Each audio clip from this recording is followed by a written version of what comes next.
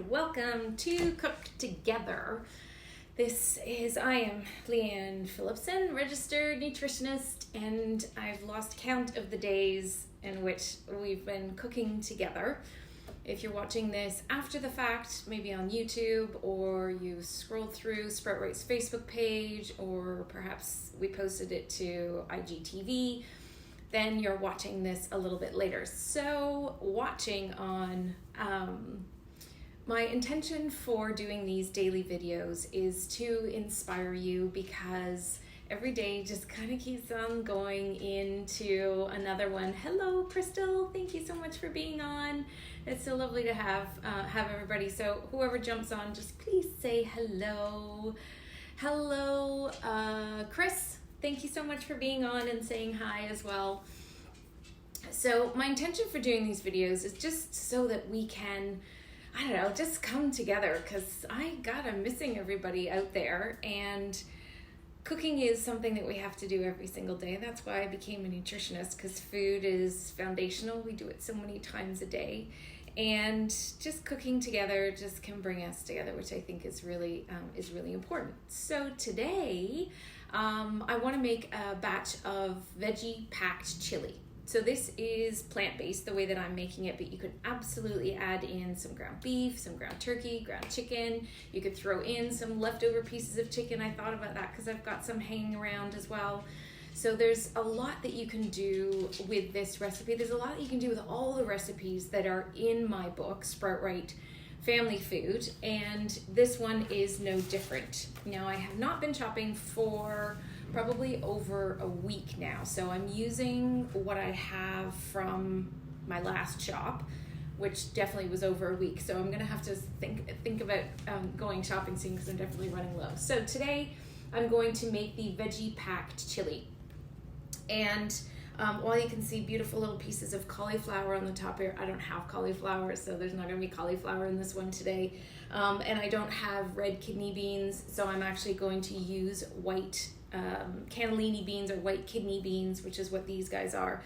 So, so feel free to change this up to whatever it is that you happen to have, because we just can't shop like we used to. You can't just say, oh, I need a cauliflower. Quick, go to the store and go and get a cauliflower. It just doesn't work that way anymore.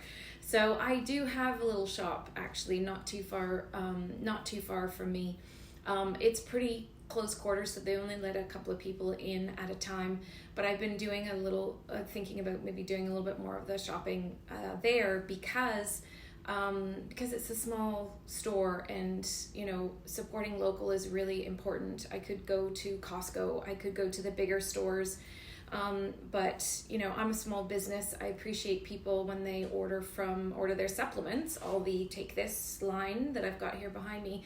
When people order from me, as opposed to getting something else from, say, well.ca or whatever that is, I'm super grateful when people place orders on my site, because I'm a small business too. So it's really, really great when people do that as well. Okay, so let's get on with this. Now, I, in one of my earlier videos, learned very quickly that chopping onions, fresh onions, on alive is not the best thing to do. My eyes were burning.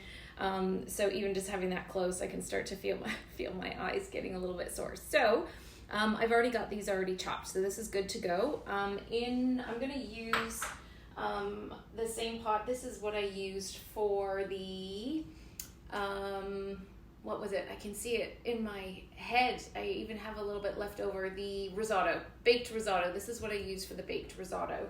And so I'm just gonna put a little bit of olive oil in the bottom. I have it already warming up, which is great. And then put in those onions just to get them going.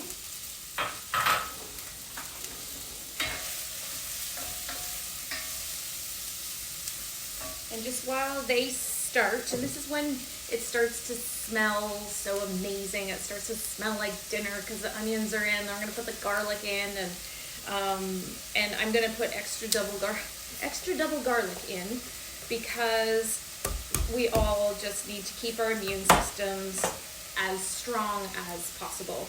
it's interesting. I was just on a call with some other business owners about this, and whenever it is that things start to ease, where we can go out, where we can start to go out, you know, it's going to be pretty nerve-wracking, isn't it, to go out and not be distanced. I think we're going to be wearing masks and gloves and everything for a really long time.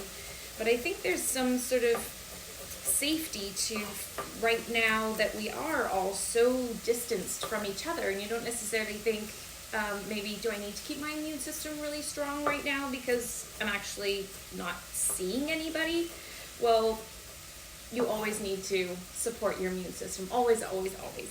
So all the ingredients that are going to go into this chili, while I talk about fiber, while I talk about color, really the super important thing is to have lots and lots of antioxidants going into us, and that comes from all of these really colorful foods, and garlic and onions. So while we're cooking together and doing this together, at the same time, please know that being a bit sneaky about saying, yeah, let's cook a chili, because then in another day or two, then you're not going to have to cook anything again, and you can repurpose this and put it onto spaghetti squash if you have it, or throw it onto a baked potato or a jacket potato. That's what I call it. From my 15 years of living in England, a jacket potato kind of stuck. It's one of those things that kind of stuck a little bit. So a jacket potato is fantastic to throw chili on, and actually it's one of the, I don't know, I guess in England then a jacket potato is a bit of a staple. So you can have tuna on it, tuna and corn on it, you can have chili on it, and then you grate some cheese and tons of pepper. The tons of pepper is absolutely essential for if you're going to do this with a jacket potato or a baked potato. So you can do those in the microwave. I don't love it that way. They certainly don't come out of the microwave nearly as tasty as if you do them in the oven. You just got to think about it beforehand, because you need to have your potatoes cooked. Sometimes people put them in the microwave a little bit first, and then they throw them into the oven to make the skin crispy. But whatever it is that you want to do, but that's definitely one of the favorite things that I do. So I've got some red pepper here, and I do have some not so clever looking zucchinis. So this is a perfect place to put this. These guys have got a little bit stuck at the bottom of, I didn't really see them in my crisper, which happens because I have so many other vegetables that I keep piling on top to try and keep the veggie consumption and the apples and the, what else have I got? The limes, the lemons, all of that stuff. So when you're piling a million vegetables into this, a million, I'm totally exaggerating, but when you're piling so many veggies into this, then I suggest that you chop them quite small. Even this, it doesn't matter, but when you make them a bit smaller, then you don't always get the little fingers or the big fingers going through it saying, oh, I don't like that, I don't like that, I don't like that, and they just kind of want to get rid of it. Zucchini, some people don't love zucchini, so this is definitely one, I can start to smell that garlic, it's so good. This is definitely one that you want to chop a little bit smaller. It doesn't really have much flavor, zucchini. I think zucchini is more about the texture, so it ends up being super soft, which is lovely. And no, I'm not going to leave these in like long sticks. This is how I chop. I always chop long first, and then you do a quick twist, and then you just go from one side to the other. And this is definitely, especially with something really soft like this is definitely the fastest way to chop pretty much anything that you're chopping. I probably should have done the carrot first because it needs a little bit longer to cook, but it doesn't really matter. With a lot of my recipes, it's kind of just throw it in and just go from there. So just check the onions. Okay, I'm just gonna move that off for a second while I quickly do the carrot. So I will actually put the carrot in first. Just give that a fast peel. I had someone the other day ask me if I could show how to make the meat broth recipe in my book, which I can most certainly do. So thank you, Val, for that suggestion. And if you want to join me, then I might just do a separate video so you can kind of see a bit more of the before and after, but something like this, and the ends of my onion, I'll show you, I throw into a bag, and then I throw it into the freezer, because when I want to make stock, especially right now, if I don't actually have a carrot, some celery, some onion, and that kind of thing, then I can just use that, kind of the scraps. So less food waste, which is a really good thing. We've got Earth Day coming up soon, and that's definitely a topic that's always, food waste right now. I think food waste has probably gone down a little bit because we have to keep using all the foods, because otherwise you gotta go shopping again, which is a little stressful. But it is definitely one thing that, that we have to always be mindful of anyway. So I'm gonna chop up my carrots. Oh, and today the I think it's episode 16 of Eat This with Leanne just came out. And one of the people that I interviewed, who actually, I can still remember, I think her daughter is now 14 years old. Oh, it blows my brains. 14 or 12, 13. She's 13. And I can still remember her coming to my cooking classes, to my Mommy Chef cooking classes, which is where I taught everybody how to do this, how to chop, how to make this. Somebody posted on Instagram saying, I remember making this for my child who's like 13 years old. So yes, I've been doing this for a really long time.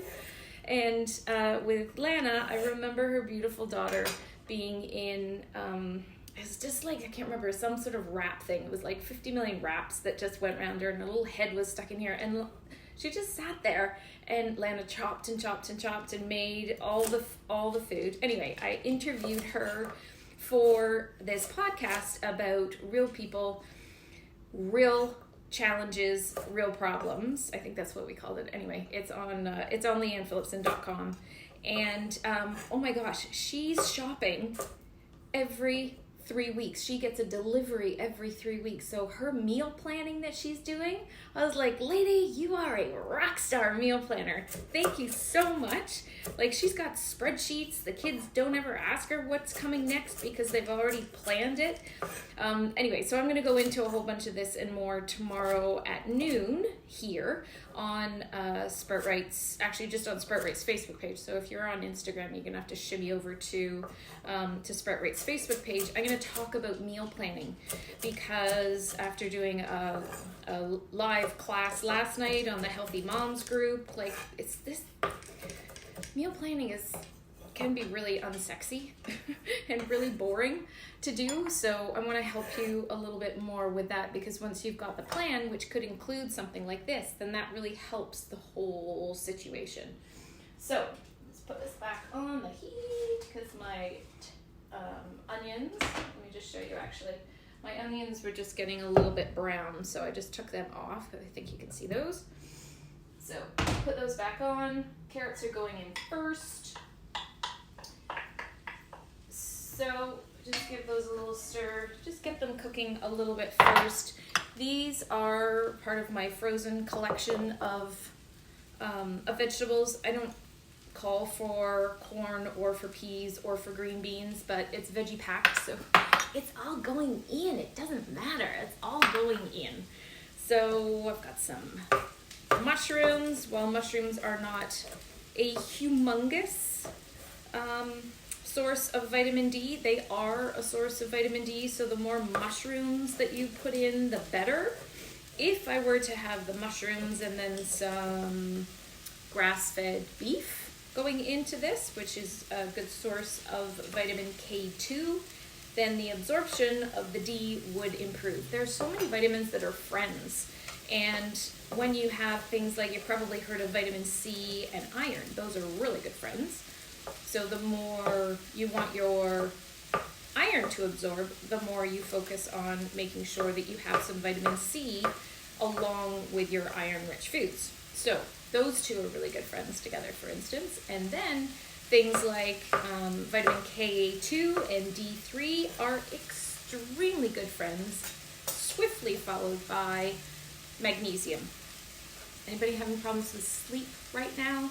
I have increased my magnesium to between 400 and 500 milligrams a day, a night. I take it before I go to bed. There's on sproutright.com, there's the magnesium with taurine. Oh my God, that product is absolutely amazing. It's one of the Physica products. And I'm out for the count all night long. In the beginning of this whole thing, then my sleep was on its head. I think a lot of people, and the dreams, everybody talks about that too. It's pretty crazy. So, I know that when I'm taking my Sunshine D3 and K2, in case you haven't come across this, let me just turn it the right way. That might be backwards for some of you guys. And on Instagram, I can see that you can probably not even see anything because they've just got crazy sunlight coming in through the windows. So I know now, because I'm taking so much magnesium at nighttime, I'm sleeping better, which is good for my immune system. Then I'm also taking the vitamin 10 sprays, so that's 10,000 IUs of vitamin D3. The K2 in there helps the vitamin D to actually like get in the parking spots in my cells. It's so important for us to make sure you think, okay, yeah, I'm taking my vitamin D every day. This is great. I've got it covered. She's talking about vitamin D, so important. Well, it also comes down to the absorption of the products that you're taking. Can they get into your body? So the spray, the liposome spray of D3K2, this one, Sunshine D3 and K2, so much of the action actually happens in the mouth. So we've got a lot more absorption going on than just relying on it, a pill getting into your belly, digesting and absorbing and getting into your cells. So when you have the spray, all the action happens in the mouth. Then I've had this. I'm taking my magnesium at nighttime because so I'm sleeping well. In my chili, I've got lots of, I've got the mushrooms, so that's giving me some more vitamin D from a different source of food source. It's actually better in Sunshine is today. That's great, but when I go out, it was -2 with a wind chill of like -5 or 10 this morning when I was out on my walk. I had so many layers on, I almost put my hoodie up and all that kind of stuff. So the vitamin D is coming in, but not in the longitude, latitude that I'm at. I guess it's the latitude. In Toronto, we're still not there. So we still have to rely so much on our supplements. So the magnesium is helping the absorption, keeping my immune system stronger. The K2, they all have numbers on them. The K2 helps the D park in the right spots in my cell. They're called receptor sites. There's actually parking spots in my cells for this. It's just I have to help it to find that spot and get in there. So that's where this helps tremendously. So does that make sense? I'm kind of like going around and talking about the food aspect of keeping my immunity really strong, helping me to sleep, helping my muscles, because I keep on doing, I do a workout, if you can believe it, at 6 o'clock in the evening with my sister who's in Australia. And when she wakes up in the morning, one of the places that she used to go to called Body and Soul, they do a workout, different workout every single day. And she does it in the morning and said, I'm not getting it done. So I said, okay, fine. I'll work out with you at 6 o'clock. And so at 6 o'clock I work out. And because they use, some of them are crazy. There's a bar class we did a Pilates class, and it's been a bit crazy. So my muscles are actually a little bit sore, but I don't think nearly as sore because I'm taking so much, so I'm just gonna put this in here, taking so much magnesium. That's helping me tremendously. Oh my gosh, the first day I did it, because I hadn't worked out with weights for quite a while. I used to work out with weights, 2 or 3 times a week. Nothing crazy, just more resistance training. I thought, I'm not gonna be able to move. I'm not gonna be able to get out of bed tomorrow morning. But I did. It was fine. It was good. Okay, so in goes my last zucchini. And that's looking quite lovely. Very colorful. Let me show you. Without burning my fingers.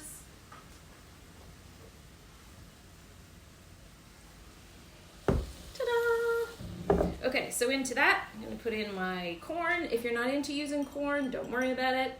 totally fine. If you don't have any in your freezer, totally fine. Like that was the remnants of one of those bags that I've been wanting to get rid of. I have an okay sized freezer, but I really have to be careful because I keep making so much food and keep on freezing it. Then I need to make more. I need to make more space for more food going in. So I gotta get rid of all the bags of frozen veggies back out of it again. Okay, so that really is the base of it. Let me do my cannellini beans.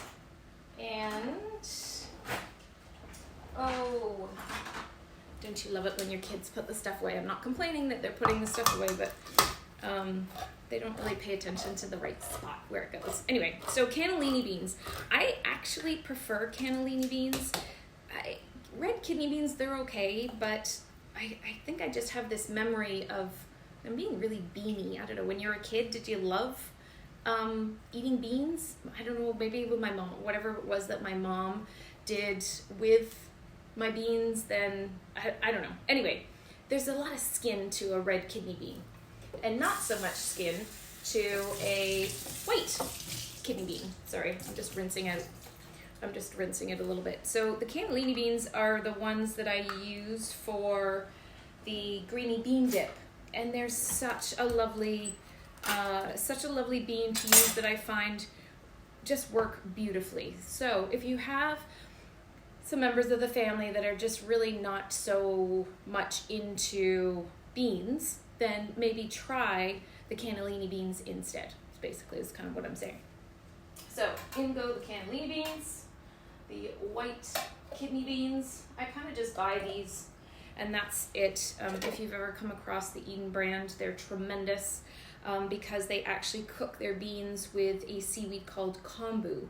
And kombu seaweed is super nutritious, and it not only aids digestion, so you may not get so gassy when you have your beans, and also it imparts a lot of nutrients into the water, so you've just upped your nutrient content in your beans too, and ease the digestion for it. So win-win, I'd say.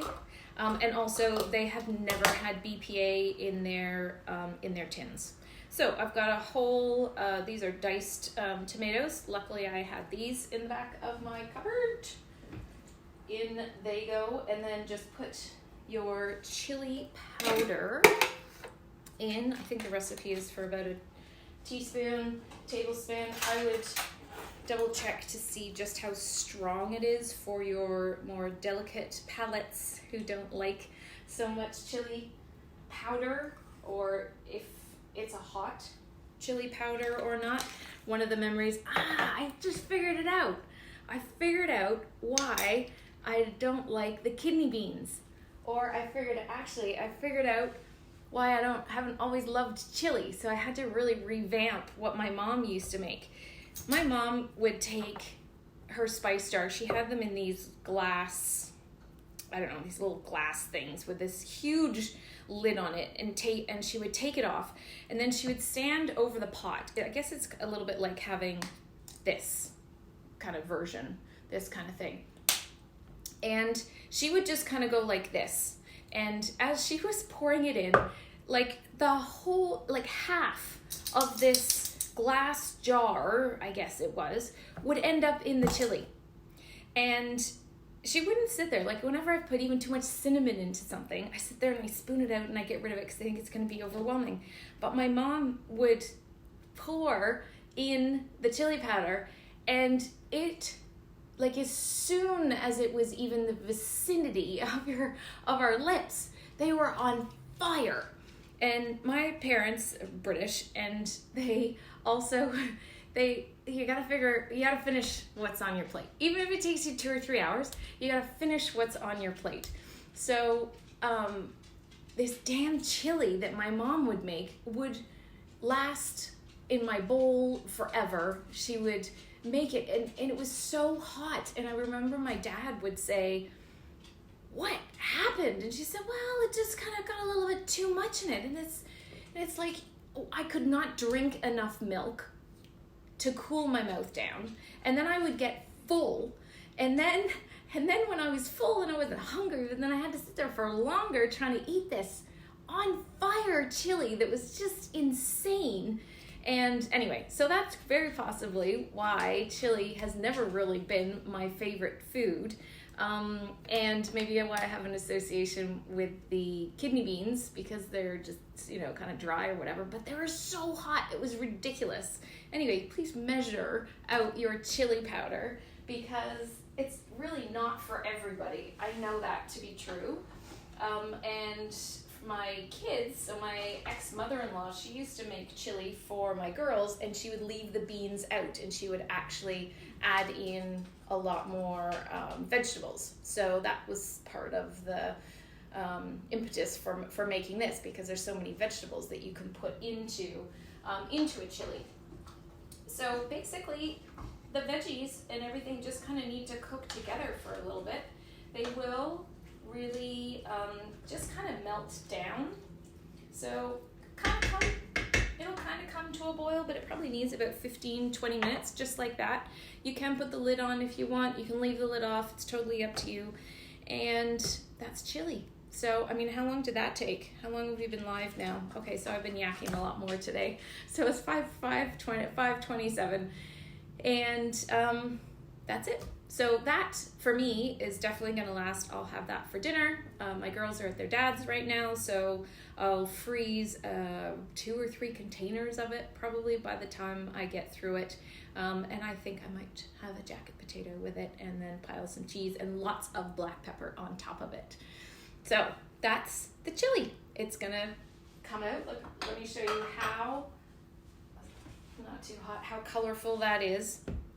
And then all the veggies are just gonna soften, and then it's gonna be super tasty. You can season, salt, pepper if you want. Just let it cook a little bit first, and then presto, you've got dinner.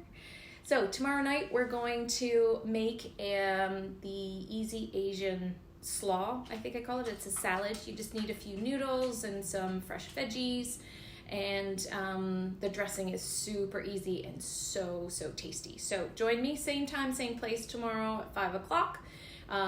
Please go over to sproutright.com/cook together.